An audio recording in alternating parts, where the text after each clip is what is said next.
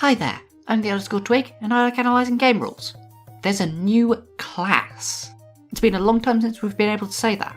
The most recent Unearthed Arcana is all about the Psion, which is an int-based full caster flavoured around psionics or mind powers. And today I'm going to be spending a good hour talking you through the base class, its spell list, and all of its subclasses. As a preview, it's a very mixed bag.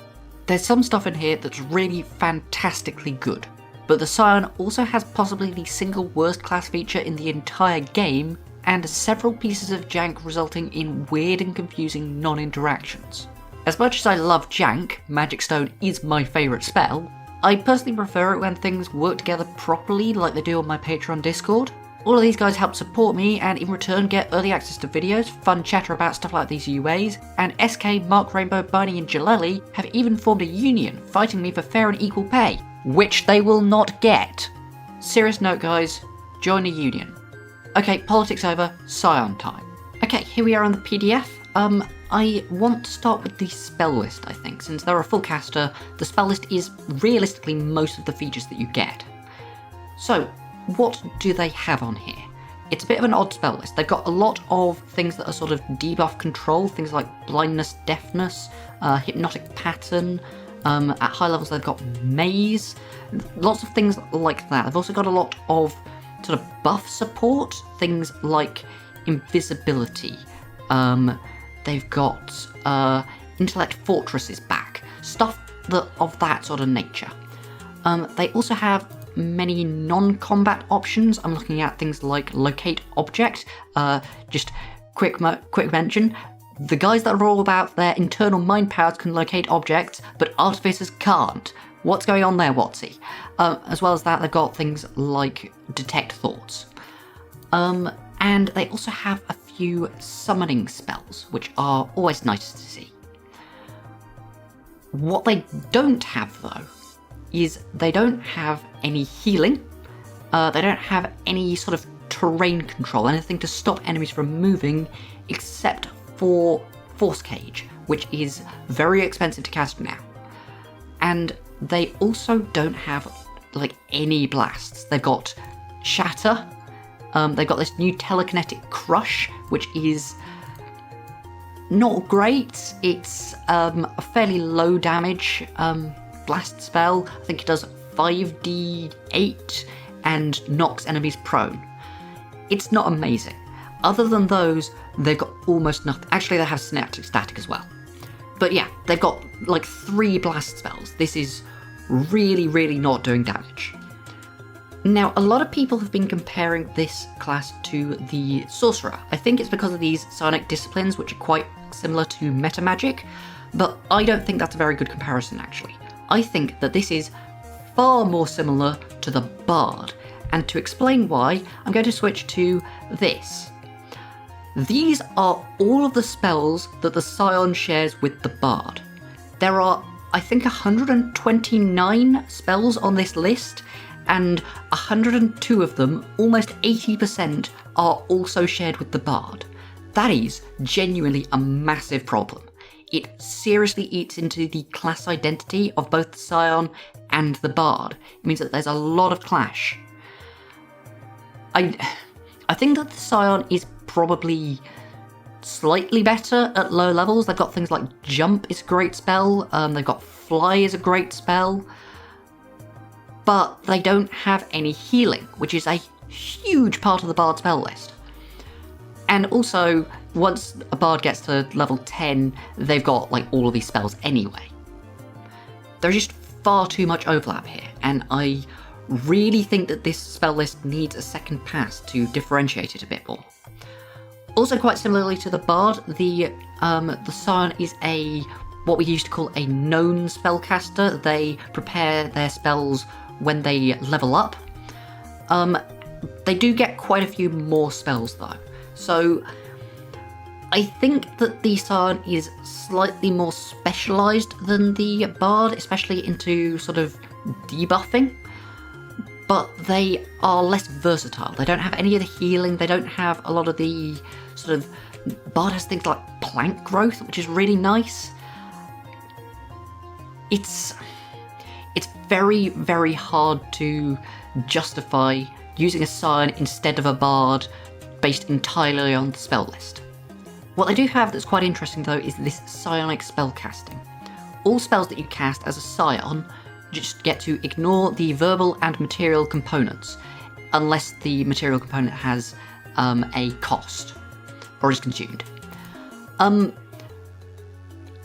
think that this is mainly just allowing you to cast in silence. Most spells still have a somatic component, so they can still be counterspelled. This is really just sort of a thematic thing, I think. It's not really a standout. What is probably more interesting is this psionic power. So as a Psion, you get a number of psionic energy dice. I'm just going to be calling them Psi dice. You get twice your proficiency bonus of them, assuming you're straight classing. It's less if you multiclass. And they start at a d6, scale at 5, 11, and 17, so the normal cantrip scaling levels. They're effectively equal sized to a monk's martial arts die. You've got various uses for them throughout the class. All the subclasses have uses for them. There's the Psionic Disciplines that you get at level 2, but right from first level you get Psionic Power, which has 2 uses, Telekinetic Propel and Telepathic Connection. Telekinetic Propel is a bonus action shove. You can push or pull someone up to 5 times the number you roll. So right from first level, this is a 30-foot shove, or well, up to 30 feet, depending on what you roll. It does have a strength saving throw, but you can push allies without it, and yeah, I think that this is really good. Forced movement is great in this game. The fact that you can push or pull is really nice. Either gets your barbarian into the fight quicker, or pull out the wizard, or shove an enemy off the cliff. Loads of uses for this. Telepathic Connection is a 5-foot range telepathy. That is not exactly great. 5 feet isn't a great range, but you can spend a bonus action and a side die to extend the range equal to 10 times the number you roll. That feels really weird. You need to roll a high score to get a larger range. I'd probably rather that this was you get a number of minutes equal to what you roll, or maybe I think that the soul knife, is it called, gets a number of hours equal to what they roll. So yeah, I'd rather this was bigger, I must say. But yeah, I mean, telepathy is always nice. There's lots of ways to get it. It's not really a standout, I don't think. I think that Telekinetic Propel is the standout at this level. You also get Mage Hand for free, and it's invisible. Great. Also at first level, going back to the spell list, you get Command. Command is genuinely, I think, one of the best spells in the entire game right now. It is so good. And having this on your spell list right at first level, of course, is great. So yeah, very good first level. Psionic Disciplines at second level. These are a lot like meta magic crossed with a Battle Master's Maneuvers. I'm going to come back to these because there's quite a lot. I'm just going to go through the rest of the base class first. But yeah, there's some good things in here. Psionic modes though. So this is essentially, you've got 2 stances that you can enter. You can do them for a minute twice per day as a bonus action. You've got an attack mode and a defense mode, and I mean, I guess that they're an attack mode and a defense mode. They don't really feel very attacky or very defendy to me, but okay. Attack mode lets you ignore psychic resistance, which fine. It's not one of the best things to pierce, I must say, and I mean, you've got quite a few spells that do psychic damage, but you're going to be doing a lot of other stuff that isn't psychic damage. That's not the best passive, I must say. And you can also spend one of your psi dice to reroll a number of damage dice when you attack, up to your intelligence modifier. This has never been a very good feature, and spending a Psi die for it, you only have 4 of them at first level. That's pretty steep, I must say. Defense mode, on the other hand, gives you resistance to psychic damage, and about 9% of monsters do psychic damage, so again, not the greatest resistance to get, but if the BBEG in your campaign is Mind Flayers, then yeah, really good. What's better though, is that you can spend a Psi die, roll it, and add to a failed Intelligence, Charisma, or Wisdom save. That's lovely. Adding to a saving throw is always good, and Wisdom is some of the more debilitating stuff. So yeah, I really like defense mode. I'm much less impressed with attack mode. Moving on, subclass at 3rd level, of course, ability score at 4th level, of course, and then at 5th level you get Psionic Restoration. So normally when you finish a short rest, you get 1 Psi die back. At level 5 though, with Psionic Restoration, once per day, you can get half of your Psi die back. That is half plus the 1. So at 5th level you have 6 Psi die, so once per long rest, when you short rest, you can get back 4 of your Psi dice. Yeah, that's good. Lots more... You've just got a lot more sort of depth to your class now. Really good. 7th level. When you roll initiative, you can get back one of your psionic modes. I mean, it means that you're going to have defense mode up basically every combat. Sure, lovely. And also, every time you roll a Psi die, you can spend a hit die to treat any roll as a minimum of 4. That is really good, actually. That is a really efficient way to use your hit dice. Obviously, it means that you can't use them for healing, but, I mean, that means that you can guarantee a 20-foot shove, or, like, when we get later on, there's loads of stuff that is really, really good to reduce by, reduce or increase by 4. This is a brilliant feature, I think. Then, we skip all the way to 20th level. You've got no main class features between 8 and 19, other than like Epic Boon and ability scores, and obviously your spells. But level 20, Enkindled Life Force, you can spend 2 hit dice to add 2 more Psi dice every time you would roll one. That is... it's once per turn. That is quite expensive, actually, but I think it's a good effect. There's lots of things that you want to get really high rolls on with your Psi dice. So I think that this is better than people are making out, personally. So, we've gone through all of those. Now let's go back to level 2, where we get our Psionic Disciplines. So we get 2 of these at level 2, another 2 at level 10, bringing us up to 4, and another 2 at level 17, bringing us up to a maximum of 6. We can change 1 out every level as well. So, there's broadly 3 types. You've got the ones that I've highlighted in colours here, which do specific things to 2 different spell schools. Then we've got a few that increase a specific type of ability check, and then we've got some that do just like various other things. I'm going to start with the ability check ones. So these are, I think, really good. Whenever you take the influence action for Devilish Tongue, or the search action for Expanded Awareness, or the study action for Tactical Mind, you can just spend a Psi die and add whatever you roll to it. That is actually... This gives you a lots of versatility. So, because you are a purely intelligence-based class, you can put a decent amount of your point buy, or whatever, into, say, Charisma.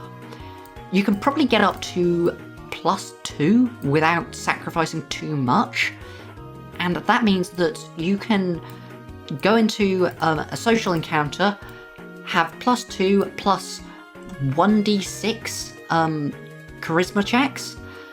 that makes you a decent face. It makes you fairly comparable to any of the other charisma-based classes. I think that this is actually a sleeper hit. Genuinely, I think that these are incredibly good. I'm gonna do the spell school ones last, so let's talk about the sort of the other things that are sort of vaguely combat oriented. Ego Whip is first. Whenever you would provoke an opportunity attack, you can instead spend a side eye, force an int save, and if they fail, then their speed is reduced by 10 feet, and you roll the int die and reduce their next damage roll by that amount. Now, you are a spellcaster with no armor and d6 hit dice. When the hell are you making opportunity attacks? This feels like a massive trap to me. It's not especially good, and like speed reduction is like fine, okay, I like speed reductions, but minus like 1d6 damage is, that's not great. Next up is Inerrant Aim. When you would miss an attack, you can spend a side die, roll it, and add whatever you roll to the attack roll. You only spend the die if that causes you to hit, so this is relatively cheap, but you're a spellcaster with d6 hit dice and no armor training, and almost all of your spells are save based. When are you making attack rolls? This feels like a massive trap to me. I can see this being quite good on a dip though. If you're, say, a rogue and you want to be more, you want to make sure that you hit your sneak attacks, then dipping just 3 Psion seems pretty decent. And sorry, 2 Psion seems pretty decent to me. After that we have Psionic Backlash. After you're hit by an attack roll, take a reaction, spend 1 side eye, roll 2 side eye, and subtract the number you roll from the attack roll. Ooh, and then you can force a whiz save to do that amount in psychic damage back to the enemy. Oh my god, this is really good.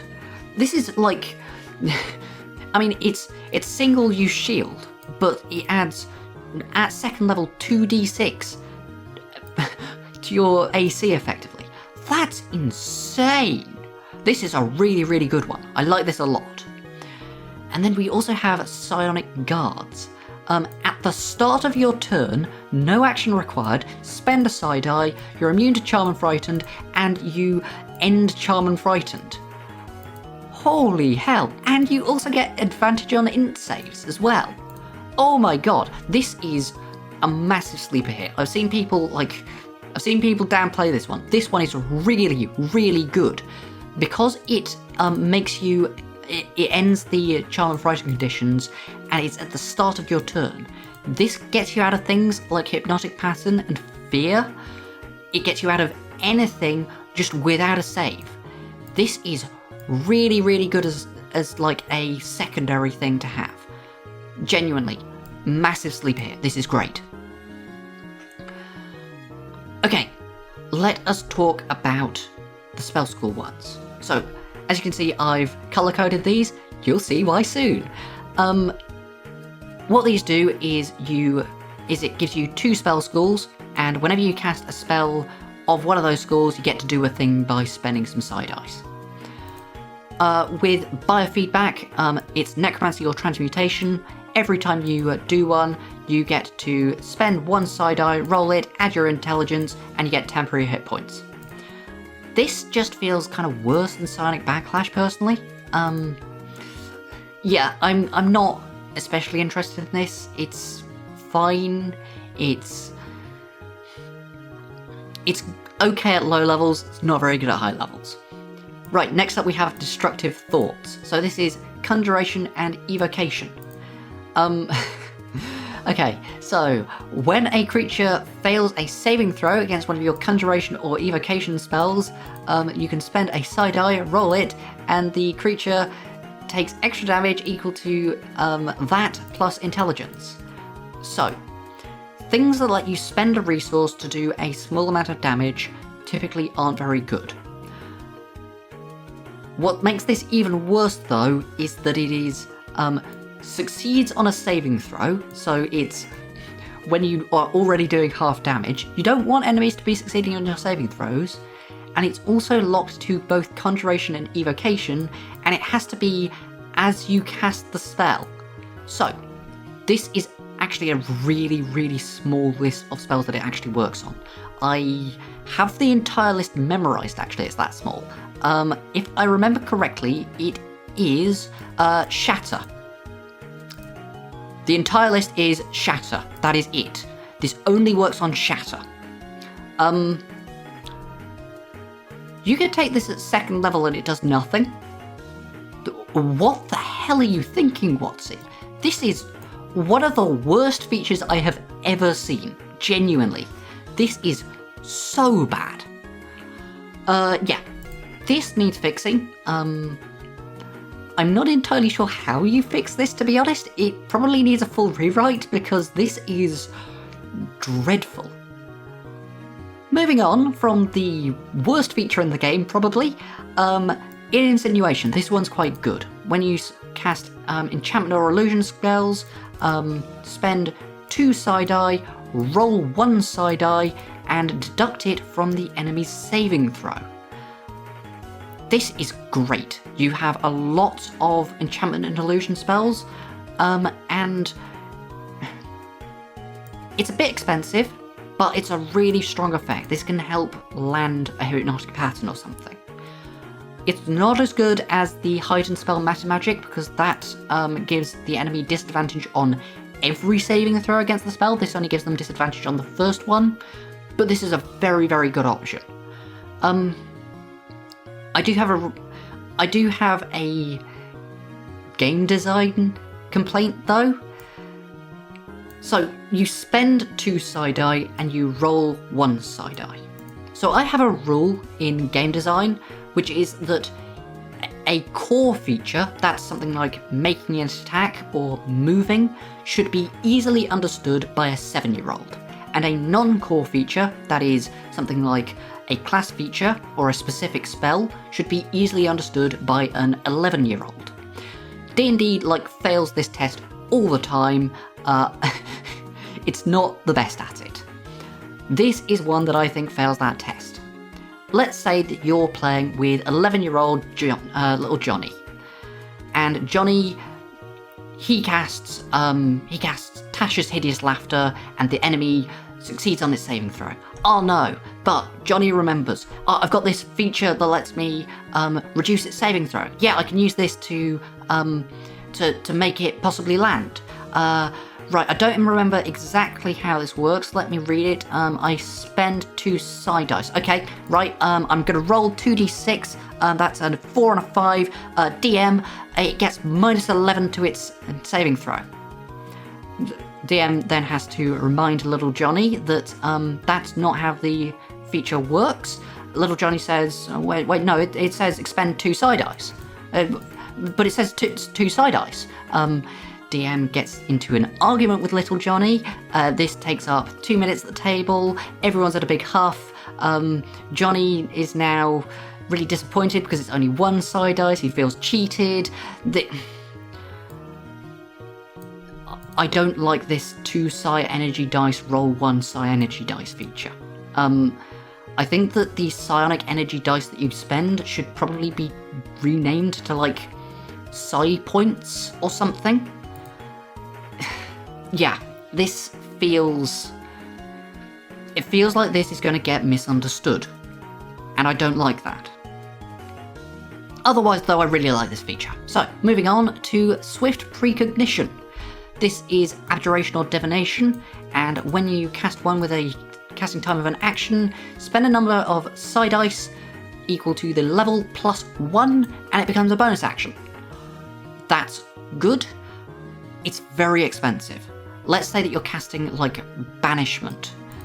At this, your 7th level, you have 6 psi dice at this level. This costs 5 of them. This is so expensive. I feel like most of the time this is probably just gonna be used to cast like True Strike again, which feels kind of a waste. I think that this one is overcosted, personally. Yeah. Okay, so now that we've looked through all the specific spell schools, I want to switch over to this colour coding. Here I have colour coded them by which of the Psionic Disciplines they apply to. Here is Shatter on its own in a red, because that is Destructive Thoughts. As you can see, there's loads of blue for Id Insinuation, there's loads of yellow for Swift Precognition, although I will point out with Swift Precognition that a lot of these aren't really combat casts. There's things like Locate Object, that's more of a non-combat one. You've got Rary's Telepathic Bond, that's Ritual. You might cast True Seeing in combats. Banishment is a good combat cast, but a lot of these are non-combat options, so the list is really quite a lot smaller than it looks. There are, however, quite a lot of Transmutation and Necromancy ones, especially Transmutation for Biofeedback if you just want those temp HP. Overall though, Id Insinuation is looking very good. I'm pretty impressed by the Psionic Disciplines overall. Id Insinuation is great, Psionic Backlash is great, Psionic Guards is a massive sleeper hit I think, Swift Recognition is a bit overcosted, but I think that genuinely the ones that I am most excited about here are the ability check ones, Tactical Mind, Devilish Tongue, and Expanded Awareness. I think that all three of these make you extremely good at ability checks, which is a genuinely important part of the game. It allows you to be the face even if you don't have a charisma caster. Okay, so overall, as a class, as I said, I'm getting a lot of overlap with Bard. If I go back to this colour coding, almost your entire spell list is also Bard spells. You're good at skill checks, well Bard is good at skill checks. You're good at moving allies, well subclasses of Bard are also good at moving allies. There's so much Bard overlap here. I find this really, really hard to put on a team. Let's say that you're one of these players who likes to be the last person to pick so that you can have a good team balance. You've got a paladin, you've got a fighter, you've got a wizard. What do you want on the team? I can't say that it's a scion. Let's say that you've got a cleric, you've got a fighter, you've got a rogue. You really want a good sort of control caster. Again, I'd probably be going either wizard or maybe sorcerer or druid. I find the scion incredibly hard to find a space on a team for. And I think that that's down to the spell list. I think that the spell list needs kind of a redo to make it more unique. But moving on from the base class, let's look at our subclasses. So we've got 4 subclasses here. We've got the Metamorph, which is kind of like a Blade Singer. We've got the Psi Warper, which is kind of like the Archfey Patron Warlock. We've got the Psikinetic, which is like specialising in spellcasting. They've got lots of really good stuff for that. And we've got the Telepath, which is kind of your support caster, I guess. We're going to start with the Metamorph.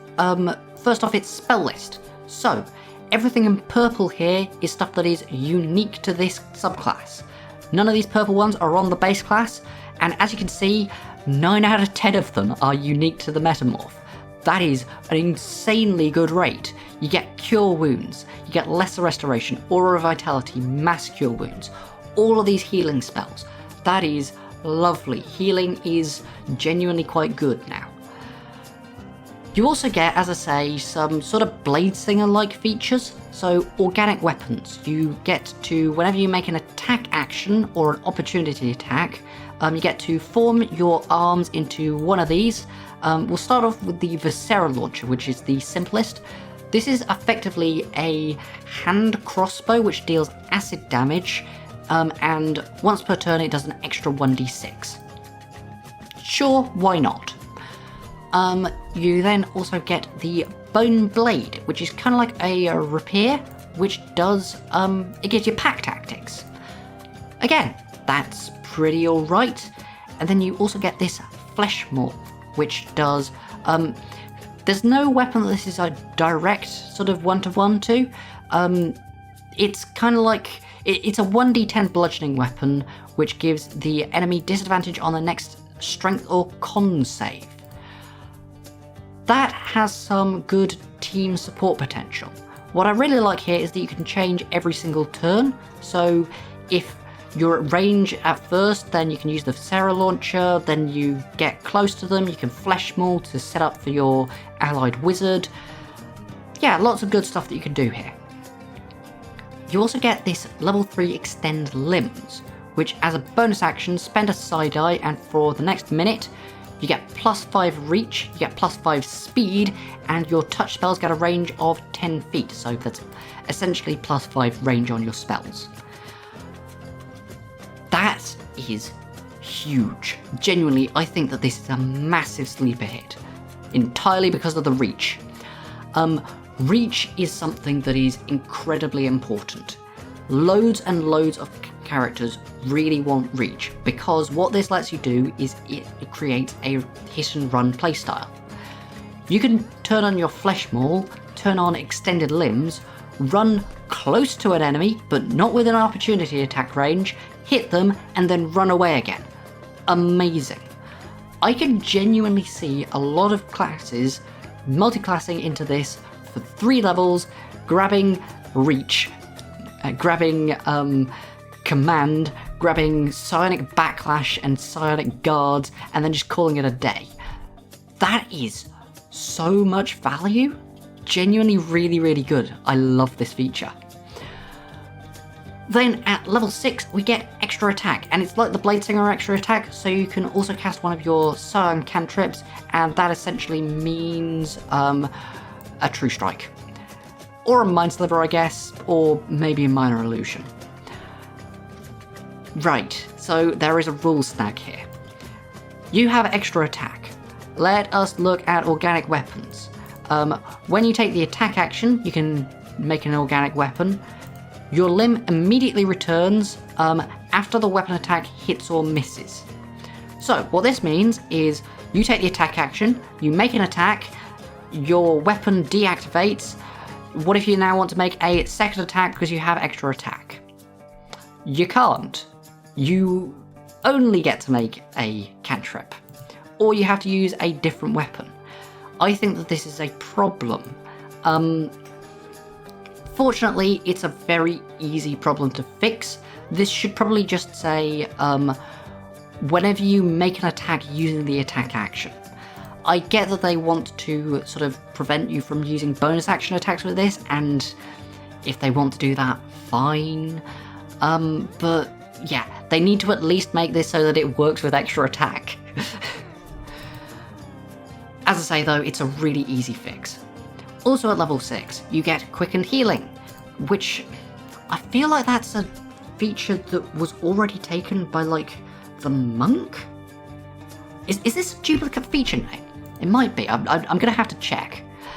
So this lets you spend 2 Psi dice when you cast Cure Wounds to make it a bonus action. And also add 1 Psi dice to the healing that it does. Again, this is a 2 Psi dice roll 1 feature. I don't like that.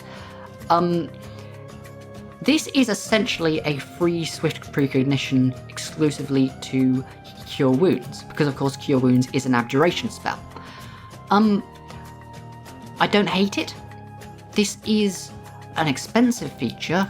2 Psionic Energy dice to cast Cure Wounds is not cheap, but it's good. I like it. And it also, because you've got Extended Limbs, is a 10-foot range Cure Wounds. Yeah, this is fine. I don't mind this at all. Level 10, Mutable Form. So this upgrades your Extended Limbs. When you do it, you either get advantage on con saves and resistance to essentially a damage type of your choice. Almost everything is on here. I think it's missing Psychic, which you can already be resistant to anyway because of defense mode, and I think it's missing Force. Also Radiant and Necrotic. Everything else is here though, I think, including BPS. You can become resistant to slashing if you want. This is great. Lovely. You also get Superior Stride as an option. You can't choose all three of these, it's one of them. Dash as a bonus action, and you get a climb and swim speeds. This is less good, I think, than Stony Epidermis. And you also get Unnatural Flexibility, +2 AC, and you can squeeze easier or get out of grappled condition. This has a lot of utility. There are many reasons why that you would want to do this out of combat, which I think is healthy for the game. I think that the +2 AC isn't quite so good because that's typically great if you already have good AC and you don't have armor. So the best that you're doing is probably mage armor +2, maybe +3 dex. So this is putting you up to maybe 17 or 18, which at 10th level isn't fantastic AC, but it'll do. I think that this is a good feature, I don't think it's a great feature. Moving on to 14th level, you get life-bending weapons. Once per turn, when you hit with your organic weapons, which is once per turn, because of that feature there where it returns, you can spend a psi die, roll it, you get a little bit of AoE damage, and everyone around you also heals. Great! Wait, no, sorry, it is AoE healing, and one creature takes the damage. Yeah, that's fine. I think it is, again, probably a bit overcosted. By 14th level, that's not great. It does make you very good at yo-yo healing, though, because you can heal lots of people for very cheap, and yo-yo healing I don't think is a very good thing to have in the game. Yeah. I think that overall the Metamorph is a good subclass. It gets a lot very early on. I think that at early levels it's probably the best subclass actually. But I don't think that the high level features are as good. I think it kind of falls off. They're not bad, but they're not great. Apologies if my voice is a bit all over the place today. I deal exceedingly badly with hot weather. So, moving on to the Psi Warper. This, as I said, is a bit like the Archfey patron.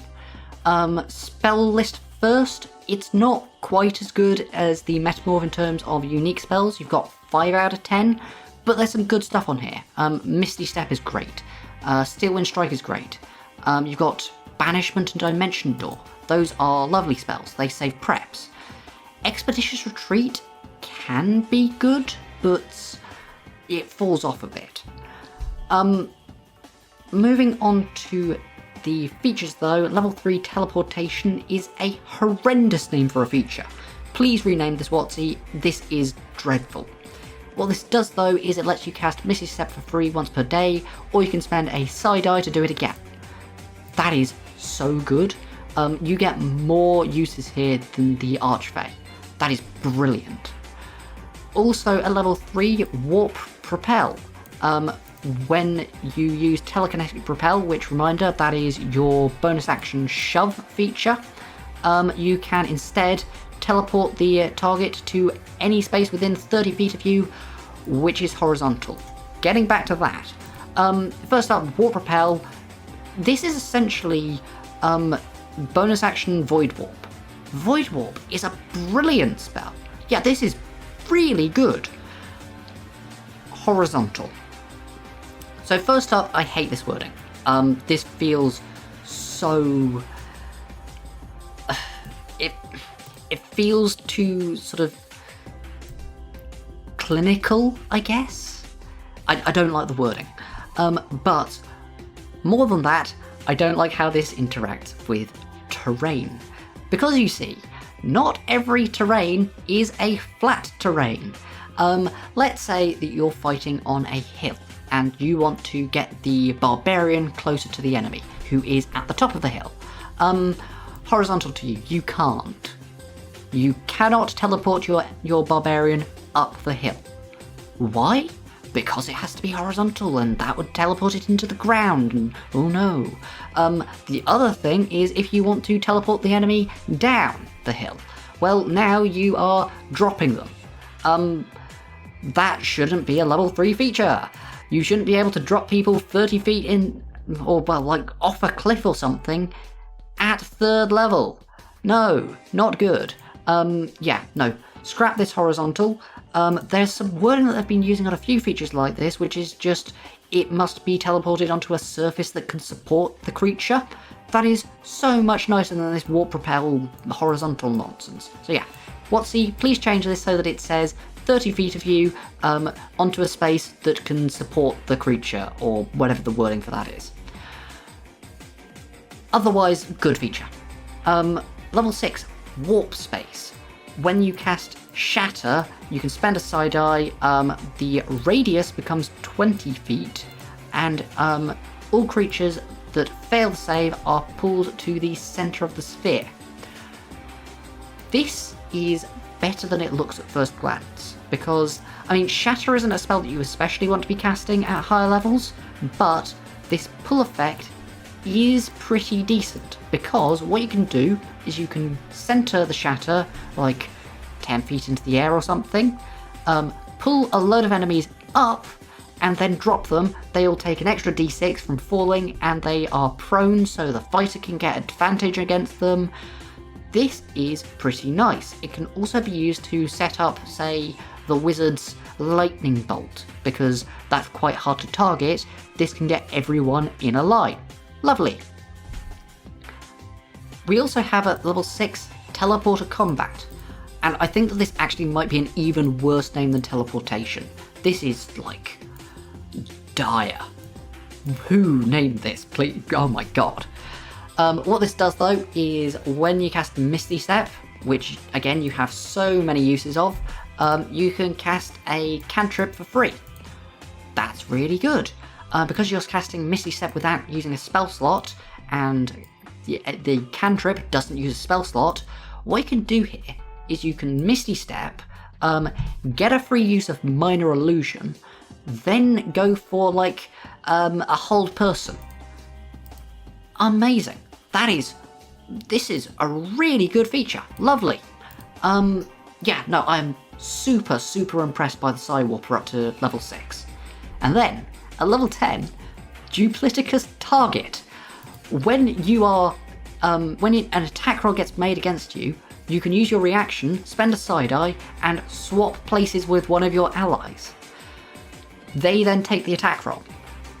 This is great. This is a really good defensive feature. You do need to talk it over with your party.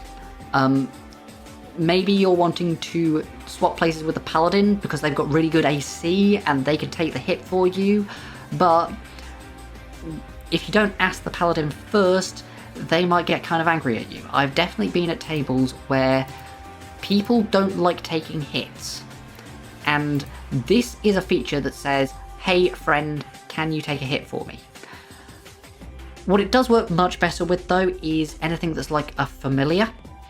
Maybe the wizard has Find Familiar, of course, and they're willing to let you just teleport, swap places with the owl so that the owl takes the attack, you take no damage. All of that, like, massive hit that the enemy was going to do is just completely wasted. This is a really strong feature, but you need to talk with your party. Then finally at level 14 we've got Mass Teleportation. Spend 4 Psi die to effectively cast Scatter. This is brilliant. Scatter is it a 6th level spell, I think? 4 Psi die for that is an absolute steal. At 14th level you have 10 Psi dice, so it's less than half. It's still an expensive feature, but Scatter is a really, really good spell.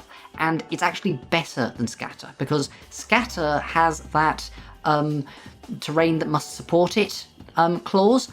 This does not have that. So you can teleport an enemy 150 feet into the air, they then fall 150 feet, take 15d6 damage, and are then prone.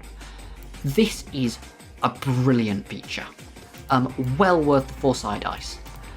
I am so impressed by this subclass. It is really, really good. I think that this overall is the strongest subclass. Okay, moving on. Psikinetic. This one is spellcasting oriented. It's got a bit more damage, it's got a bit more terrain control, it's got a bit more defense. It's not so specialized as some of the others, but, well, let's get into it. So first off, they have, I think, the best spell list of any of these subclasses. They get Shield. Shield is shield. Shield is shield. They get Cloud of Daggers. Really good spell. Levitate. Nice spell. Resilient Sphere. Nice spell. Wall of Force. Great spell. And Telekinesis is... That's going to save you a prep, probably, because Telekinesis is probably worth it. I also think that Stone Shape is one that gets slept on a lot. Stone Shape is really good. Right, also at level 3, Telekinetic Techniques. So this says when you use your Telekinetic Propel, your bonus action push or pull, you can also either increase the target's speed by 10 feet, or remove their opportunity attacks, or do a little bit of damage. The thing with this is that it is boosting things that Telekinetic Propel is already good at. If you're doing an ally, then you're already shoving them towards the enemy or away from the enemy, probably. They probably don't need that extra 10 feet. If you're shoving an enemy, then they're probably not going to be making opportunity attacks, so this is completely useless. And then the damage isn't very much, so this feature is kind of a dud, I think. It's not very good. This is also the only thing that you get at level 3. I think that all of the other subclasses get 2 features at level 3, so yeah. I'm not so keen on this. The spell list makes up for it. Right, now at level 6 we have Empowered Attack Mode. So Attack Mode was the worst of the 2 modes, I think. I think Defense Mode was just much better because you could boost your whiz saves. But this makes Attack Mode decent. You get a fly speed of 60 feet, non-concentration. That is really, really nice. And whenever you cast a spell, you can add your intelligence modifier to the damage. That's a decent bonus, fine, okay. The spell, the fly speed is the real pull here. That's the good one. And yeah, I think that this is a decent feature. Level 6, Rebounding Field. When you cast Shield, which is a spell that you want to be casting, and the enemy misses, on the triggering attack that is, you can send the damage back to them on a dex save. It's spend 1 psi dice, roll 2 psi dice, so that's the opposite of the problem that I had before. They take force damage equal to the amount you roll, and you gain temp HP equal to the amount you roll. This is kind of like a combination between Psionic Backlash and Biofeedback. You effectively get both of them just like as a 6th level feature. That saves you at least 1, maybe 2 Psionic Disciplines, so you can put them into Psionic Guards or Devilish Tongue or something instead. So yeah, I think that that is pretty alright. You're not going to want to do it all the time, but yeah, it's alright. Level 10, Enhanced Telekinetic Crush.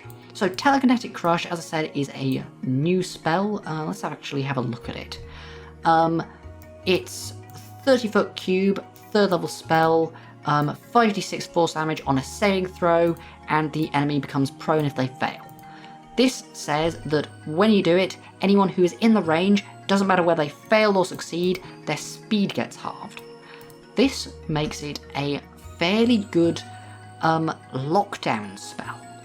Let's say that you get a load of enemies in your Telekinetic Crush, and they fail the save, they fall prone, their speed is halved.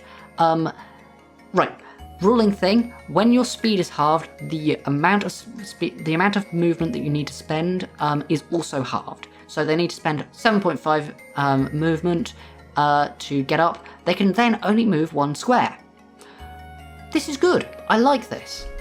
It combos really well with difficult terrain as well, if you have a way of setting that up with an ally. Yeah, it's good. I will say that Telekinetic Crush is otherwise kind of expensive for the effect, but this possibly makes it worth it. I don't know. I don't think it's an insane feature, but I think it's a decent one. Finally, at level 14, Heightened Telekinesis, spend 4 Psi dice. When you cast Telekinesis, you do still need to spend the spell slot to make it non-concentration, and it can target Gargantuans. That's pretty good. Telekinesis still, of course, requires your action every turn. I feel like this is a bit overcosted. As I said, at 14th level you have 10 Psi dice, so this is almost half of them. Unlike your effectively increased or buffed scatter from mass teleportation, this buffed telekinesis it's not worth as much. I feel like this is possibly overcosted. It's alright. I can't say I'm in love with it. So overall, I think that the Psikinetic has the best spell list, probably by like quite a distance, but the rest of the features are good. I'm not going to say that this is a great subclass, but it's a good one. And then finally we have the Telepath. So this, as I said, is kind of the support option, I guess. Spell list, only 3 of the 10 are unique to this class. Or this subclass, sorry. Bane, I like Bane. Lots of people don't. I like Bane. I think Bane's good. Command saves you a spell prep. Counterspell is obviously good. The rest of these, I'm not super impressed with. Speak with Plants is alright, I guess, but the fact that it's not a ritual means that it's less interesting. I think that this is the weakest spell list, and I don't think it's especially close. Looking at the others, there's better stuff on here. The only thing that's really stand out is Counterspell, and yeah, it's not a great spell list. Features though, level 3 Mind Infiltrator, Detect Thoughts, when you cast that, which is of course on your spell list, spend 2 Psi dice, so that it's effectively subtle spell, it doesn't have any components, or concentration actually, which is also nice, and the target doesn't know if it's that you're sort of digging deeper, assuming it fails its whiz save. It does still know if it succeeds on its whiz save, which is kind of odd. This feels overcosted to me, and also doesn't feel like it's going to come up super often. I'm not super impressed with this feature. I mean, it's alright. It will come up sometimes. It definitely will come up on some occasions. You are going to get use out of this feature, but I don't think it's going to be consistent enough to be considered a good feature. Also at level 3, Telepathic Hub. So, reminder, as a Psion you just naturally have Telepathic Connection, which gives you a telepathy of 5 feet. This increases it to 10 feet. Woo, yay. And also, when you spend the side eye to increase the range with telepathic communication, remember that gives you 10 feet times the number rolled. Oh boy. You can now talk to more than one person at once. Oh boy. This is a ribbon among ribbons. This feature may as well just not exist. Yeah, so, as a 3rd level telepath, you have Bane and Command and Detect Thoughts and Mind Spike, and that is essentially what your subclass is giving you. I'm not super impressed, I must say. But, at level 6, Empowered Defense Mode. Whenever you have Defense Mode active, whenever you make a saving throw, you add 1d4 to the save. This is kind of like having Bless. Defense Mode is already good. It already adds your Psi dice to Wisdom, which, that's great, or Charisma or Intelligence, of course. But also, when you spend another Psi die to increase the range using telepathic communication, all allies within range of telepathic communication also get this benefit. This is kind of like an aura of protection, but it's only 1d4, and I think that makes it a balanced aura of protection, because aura of protection right now is one of the best features in the game. It is so powerful. I think it's too powerful. I think it needs nerfing. This feels a lot more balanced. You need to spend resources to activate it, and it's a smaller die. So yeah, really good. Right, so there is something to say about Empowered Defense Mode though. This second bit says that while Defense Mode is active, anyone within range of telepathic connection gets to share the benefits. So, Telepathic Hub, of course, gives you 10 feet telepathy. So this gives you a 10-foot effective aura, doesn't it?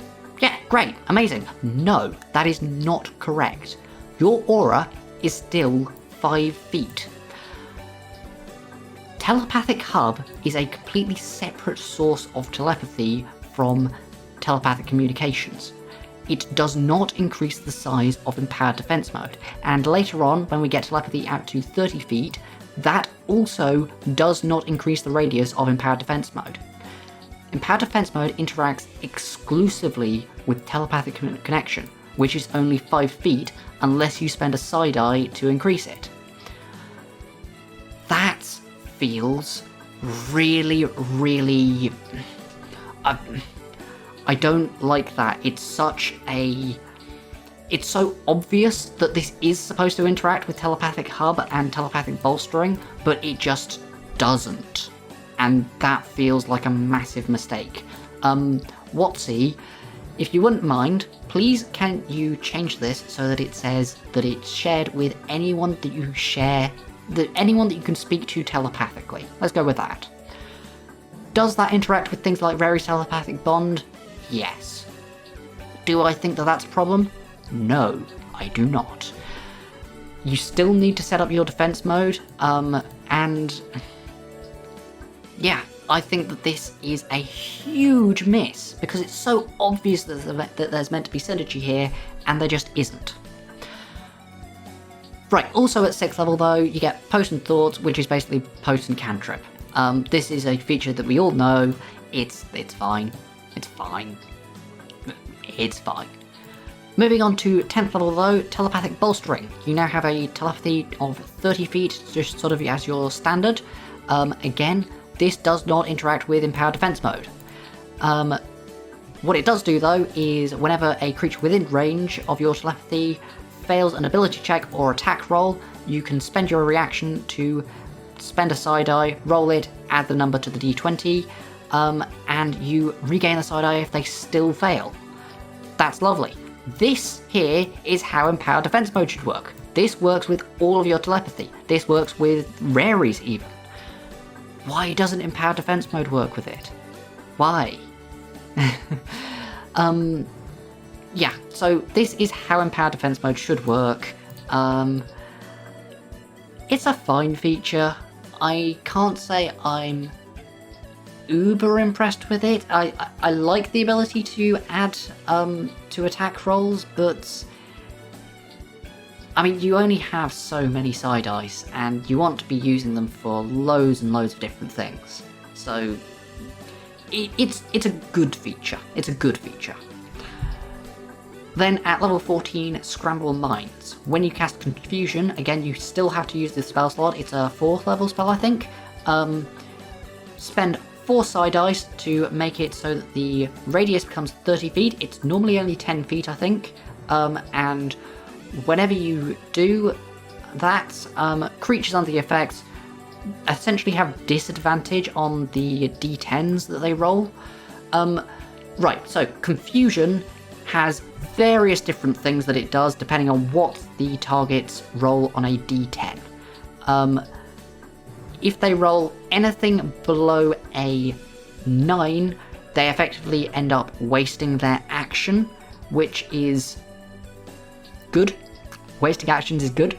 We like it when enemies waste actions, and because they effectively have disadvantage on the d10s, that means that they only have a 4% chance to be able to use that action freely.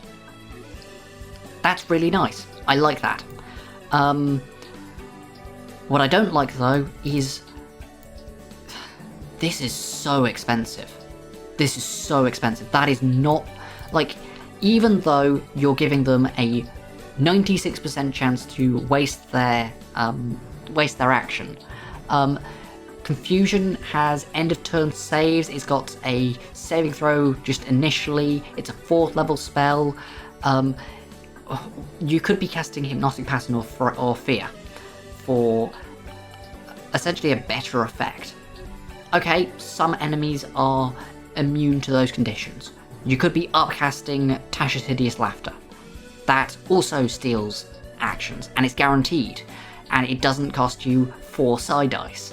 At higher levels, you also have things like Banishment. There are so many other spells that you could be casting instead of this Confusion, and I think that this is really overcosted. If this was 2 Psi dice, I could see myself doing this. Importantly, Confusion does not have Friendly Fire, so it becomes fairly decent if everyone's all sort of jumbled up. But again, Tasha's Hideous Laughter also doesn't have Friendly Fire, so this feels overcosted. Overall, Telepath, they have one good feature which doesn't interact with, well, one really good feature which doesn't interact with the rest of the subclass features properly, and then they have a second just good feature. Everything else is lackluster.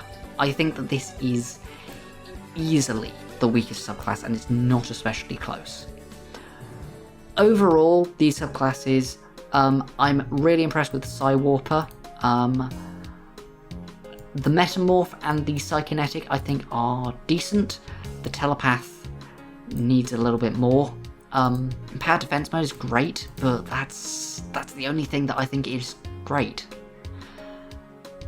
So, now that we've gone through everything in the Psion, I want to have a second go at my overall thoughts. So, I think that it's a really good thematic class. There's lots of stuff here that is very clearly sort of mind power based. Loads of different ways that you can sort of... There's loads of X-Men things in here, which is fun. But the Bard overlap. The Bard overlap just gets me. It's so heavy. This spell list just needs redoing. Seriously, I cannot get over it. It just needs so much. I don't see why you're doing this instead of a Bard. Even going into the subclasses. The Metamorph, I don't think it's as good as going Valor Bard. The Psi Warper, you can get fairly similar stuff by going Glamour Bard. The Psikinetic, okay, there's nothing quite like the Psikinetic. And then the Telepath, I don't think is very good. I'm struggling to see uniqueness here. I'm really struggling. I think that a lot of things here just need a second gloss of paint to make them differentiated. Then I also think that there's a few features that need a second go. Organic Weapons needs the fix that I said, where it shouldn't disappear after your first hit or miss. Telepathic Hub and Telepathic Bolstering should work with Empowered Defense Mode. Destructive Thoughts is probably the worst feature in the game. I actually think it might be worse than Find Traps. Like, genuinely. At least Find Traps tells you if a trap is around. Destructive Thoughts works with a single spell. Yeah, I'm really not impressed with this. Oh, actually, one thing. Destructive Thoughts does have one saving grace, because if you are in the Metamorph, Contagion gets added. Yeah.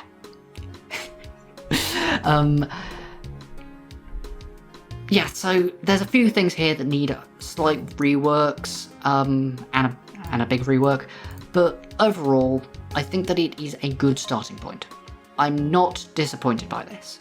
I just think it needs more uniqueness. The survey for this UA should be opening on Tuesday the 3rd of June, which I think will be the day after this video releases. So make sure you give feedback on all of this stuff, and I'd really appreciate you sharing this video with your friends so that even more people can feedback on the shortcomings of this class. If you enjoyed the video, why not subscribe? And why not check out this video about Fabula Ultima, which has much better and more streamlined rules. Bye!